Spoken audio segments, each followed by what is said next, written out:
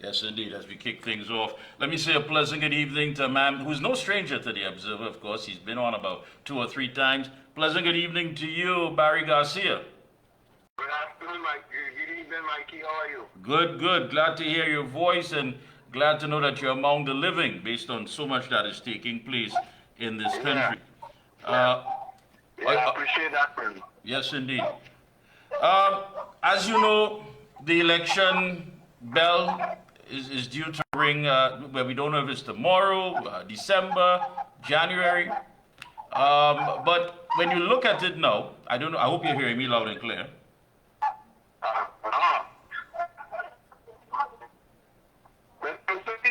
We are in the election season. Yes. Right? Both parties are vying to form and to reform the government. The PNM has been in government for the past 4 years. For the past 9 years. I don't know if you're in an area that you're sort of breaking up a bit. So I don't know if you want to settle. It seems like you're in the heart of a lot of activity. Yeah, you're hearing me clearly? Loud and clear. Go right ahead. The PNM has been in government for 9 years. The PNM has done some pretty good things. And as with all government, there will be shows, there will be mistakes. Yeah.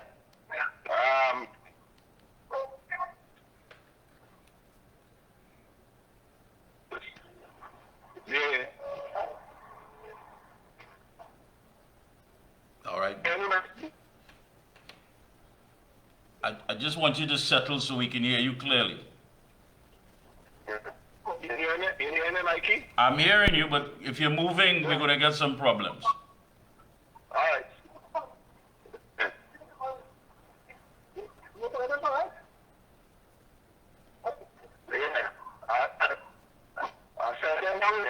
All right, that'll be good. I think it's only fair because we want to make sure that the communication lines are open. All right, and clear and clean as possible. All right. So you're good now. The PNM has been in government for 9 years. Right, go right ahead. Good. I'll give them a 5 out of 10. There are areas that they need to clean up, such as they have to clean up on the crime, treat with it. That has been a challenge for governments, both the People's Partnership and the PNM. As there have been some challenges in that area. But on the terms of the UNC, UNC is not ready for government. As long as UNC the status quo in the party, there will be no room for the UNC to come back to the country. Marcela Pandi is making a stride with a patriotic party. She is beginning the news, and she has a dislike for Kamala. So she is going to help of the UNC's votes. She's going to eat out the UNC's base because of how Kamala treated her father. She has Kamala up her claw. Guy Griffith is not making no sense. Philip Alexander is not making no sense. Okay, even though they're going in a coalition formation with the UNC, they're bringing nothing to the table to the UNC. They're only trying to get the UNC support to whatever seats they fight. Right? And the PNM is concentrating on 8 to 10 seats where they'll be putting all out effort on. Okay? We are in for some interesting times. The country is going along, chugging along carefully. We have some good things in the pipeline that is supposed to bear fruits. All right, let me intervene here because I give you some leeway there, which is quite interesting.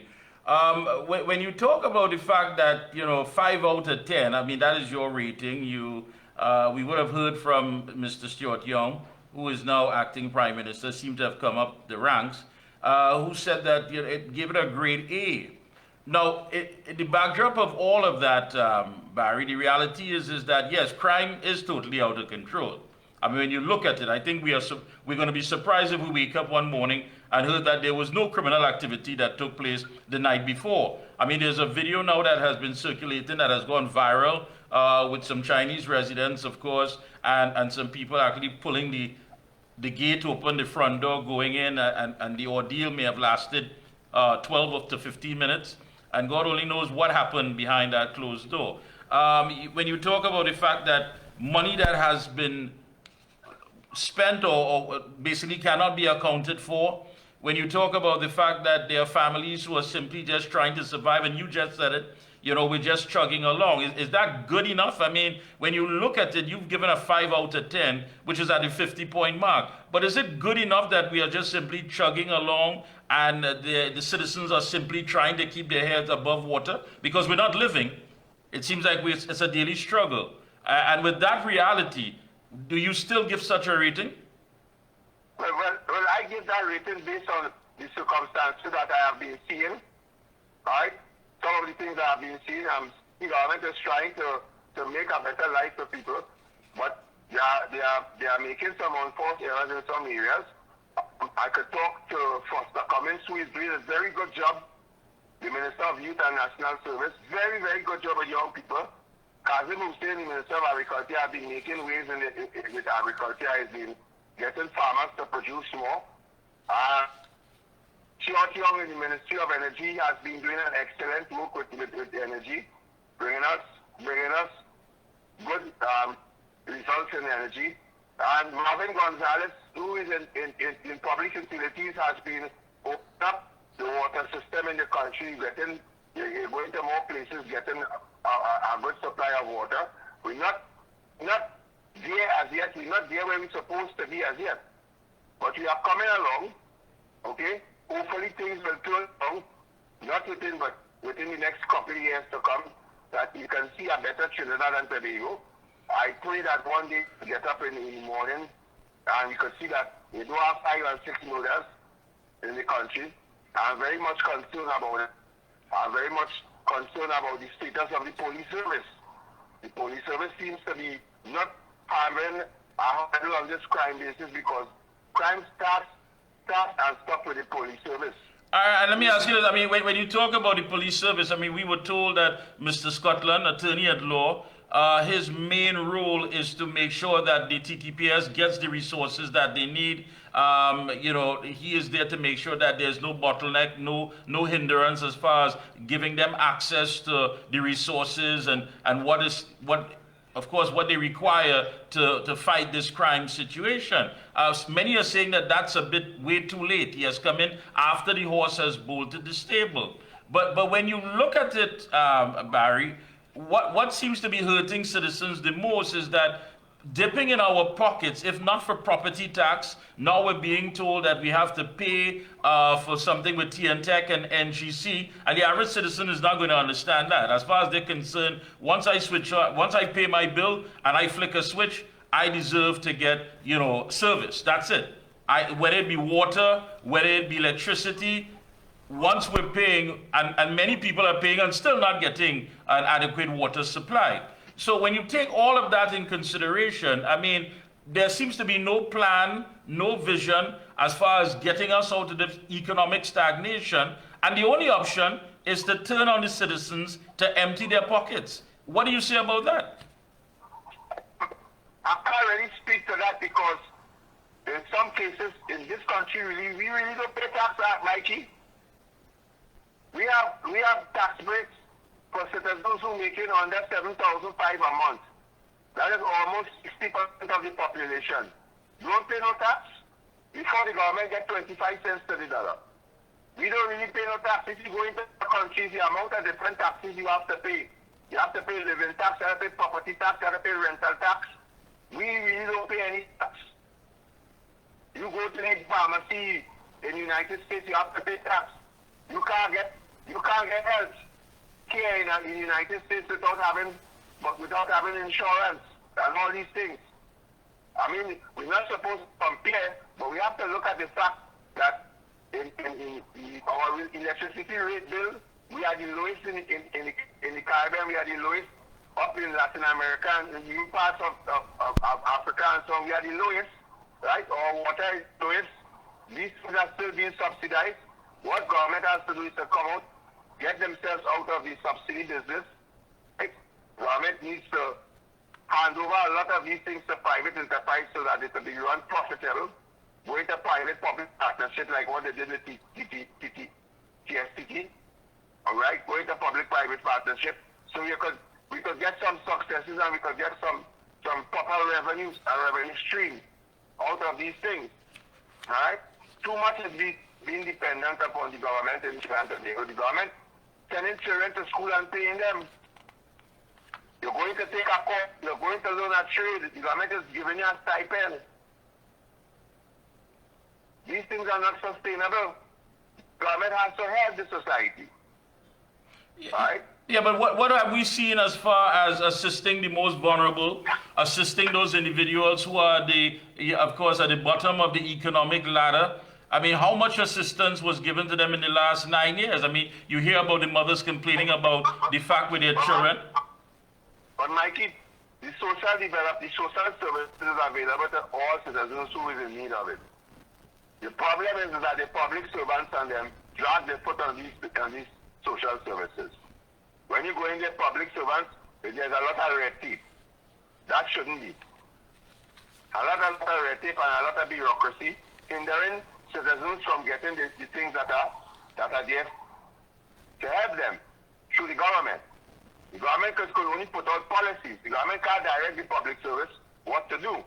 We have a problem in the country, the public servants. If they don't like the government, they shut down the country. It won't work. All right, so let's look at it here. I want us to look at many of the areas we're talking about here. Poor infrastructure. I mean, that has become an issue. We saw what happened in Chaguanas and other parts.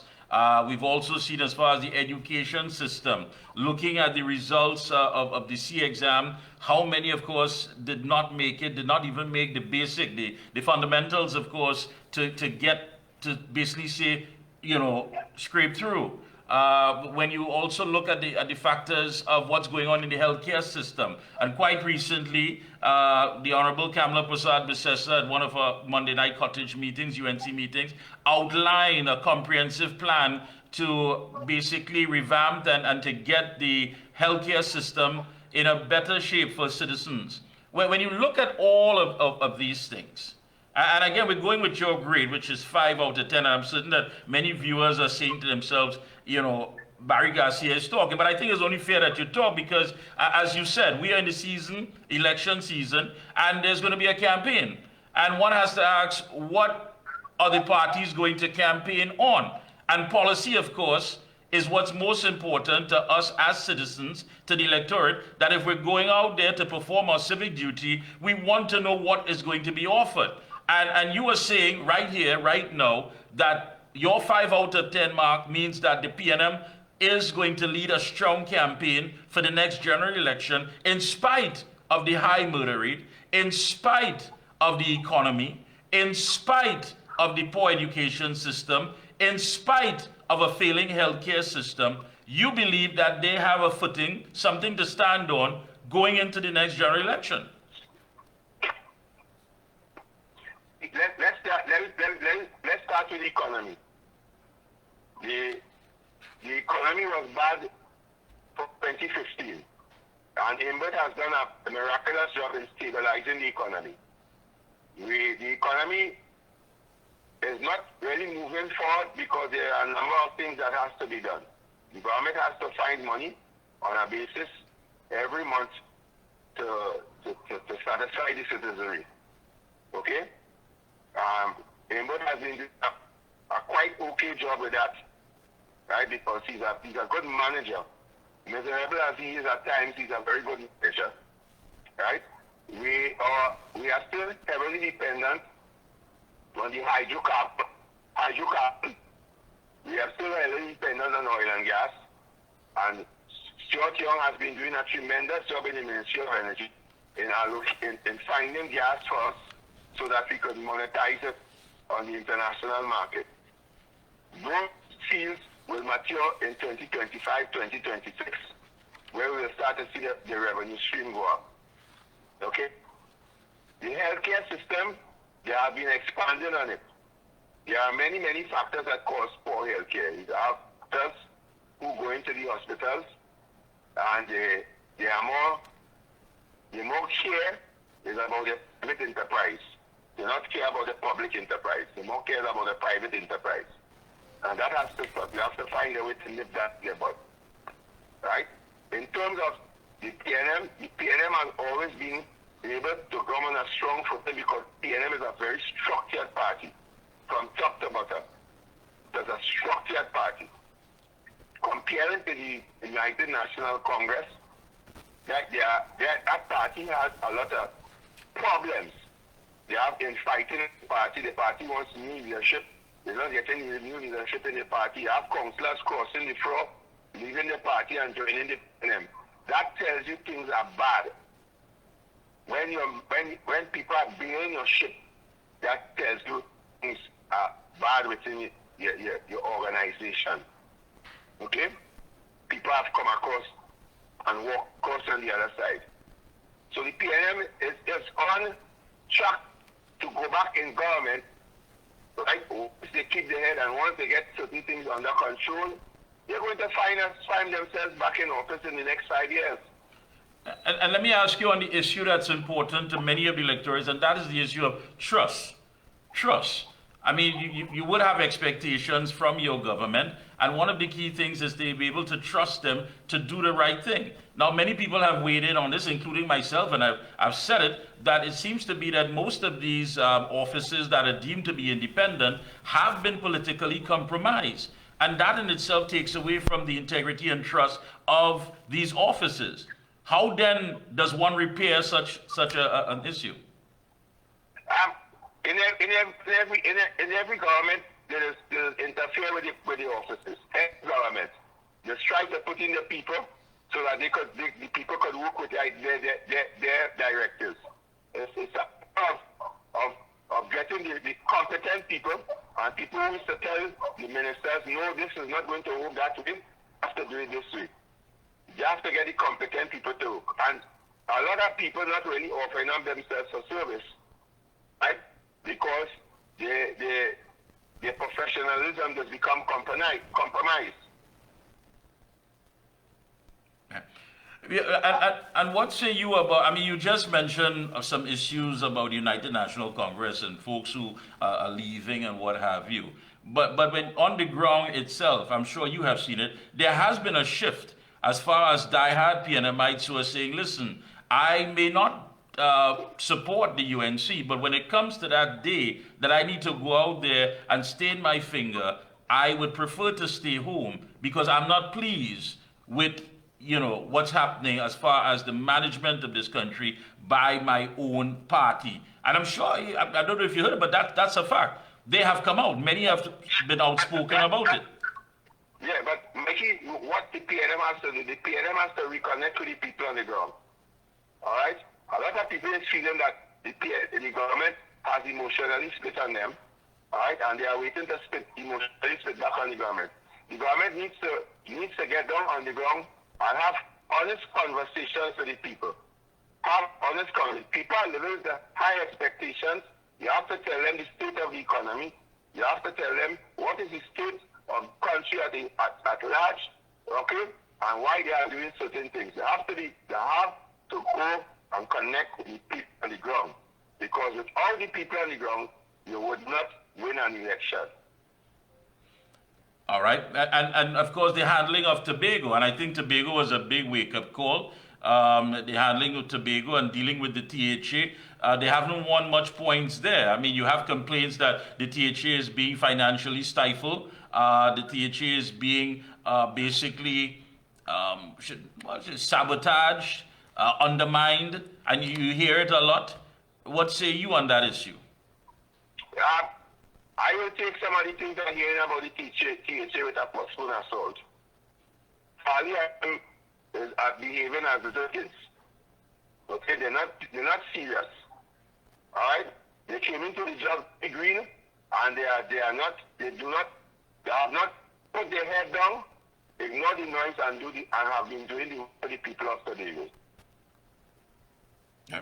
You did mention, of course, privatizing some of these state enterprises. Again, that opens up an issue, because many would say that the 1%ers, the financial elite, will be able to get their hands on it and be a controlling factor. And it takes me back to something that I always keep here. This is from July of 2019, when the Prime Minister has declared that the nation cannot hide from the reality that in a diverse society aiming to do well, African people are not doing as well as we expected or as well as we might. When you look at that, does your rating still falls at 5 out of 10 when a portion of the country is being left behind? What say you? That conversation the Prime Minister had with the public is a conversation that has going on from time immemorial. African people, in some cases, they are their own worst enemy. All right? It started with Dr. Williams, when Dr. Williams used to be pouring money on us and never us out a budget and out a structure. Financial literacy is African people problem. They invest in nonsensical things. They invest in things that is of no value to them. I want to ask you a question, Mikey. How come these people will be complaining that things hard and they could find $400 and $500 to go stink and dirty? How come if a Jamaican artist coming down in Trinidad, they could find $1,000 to buy a ticket and to go in the stores and buy outfit for costing almost $2,000? How come? Yeah. And Mikey? yeah, but is that an indicator? I mean, as far as looking at the economy, how many people are partying and how many people are attending these events? What about the reality of people who are trying to keep their head above water and put food on the table? You know. Well, I could understand that. There are some difficulties that the government has to address. There are some difficulties in the country that the government has to address immediately and has to treat the people immediately. All right? I think that the government is going to do that. Very, very soon the government is going to come to the people. I'm waiting to hear what the next fiscal year will present for us. Okay? And then we will see what's going to take place. All right? It's going to be a challenge in 2025. We are living in some challenging times. And the government has to get its foot down, stick to the ground, and alleviate half of the problem citizens are suffering from. If the government doesn't do that, then we the government, will find ourselves sitting up. Yeah. So we have to do what we have to do. We have to get up, get out there, make the people fall back in love with us, and we have to show that we care about the citizenry. All right. Any closing comments? Go right ahead. One thing I want to say that I follow the show. It is very, very intriguing, very educating. Okay, it is up to par. I will always contribute to your show and give my perspective on things.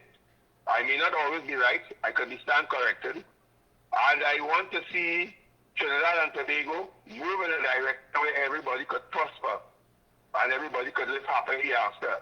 I would like the Commissioner of Police to get hands on this crime and treat with it and stop skirting around it.